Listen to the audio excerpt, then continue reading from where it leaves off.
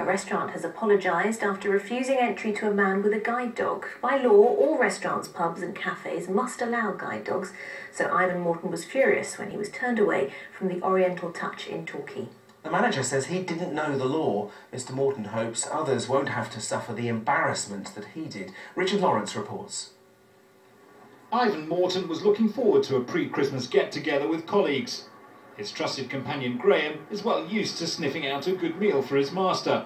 Undeterred by the lines at the door, they entered the Oriental Touch, but were turned away by the staff and left humiliated.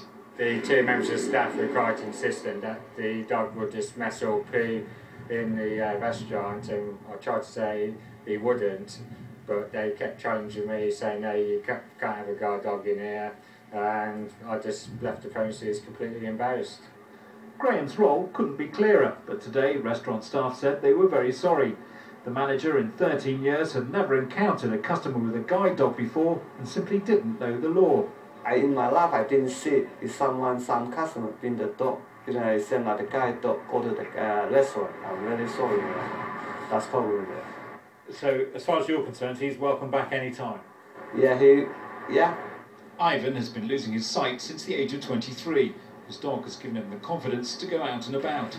Before I had Graham, I'd lost that confidence and lost that self-esteem and independence. And the experience I experienced 2 weeks ago at the restaurant kind of did knock that. The restaurant manager is hoping Mr Morton and Graham will return so he can apologise face to face. Ivan, though, isn't rushing back.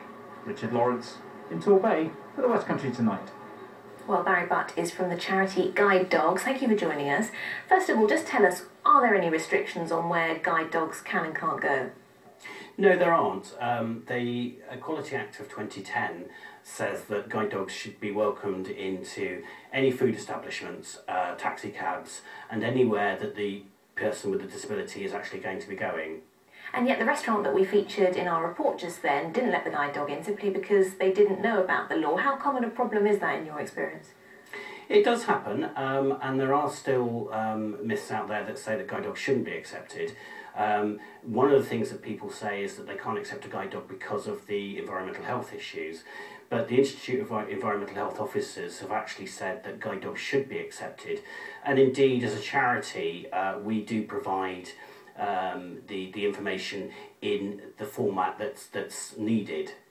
So what should a person do then if they have a guide dog and if they aren't allowed into a business or a restaurant, for example?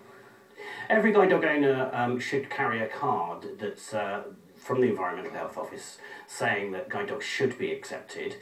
If they do have a problem and the restaurant does actually refuse them, or a cab, or wherever they want to go, then they should contact us in the first instance at Guide Dogs, and they can do that through a variety of ways, and we will actually help them deal with that. But hopefully it's just a question of awareness, and certainly for any restaurants and businesses out there that may come across some issues, we're more than happy to offer some training and advice to them so that we can avoid these issues in the future. Barry Butt, thank you very much indeed. Thank you. And if you want to contact us, you can always email the newsroom. The address to use is westcountry@itv.com. That's westcountry@itv.com. Or you can have your say on any of the stories we're covering by going to our Facebook page.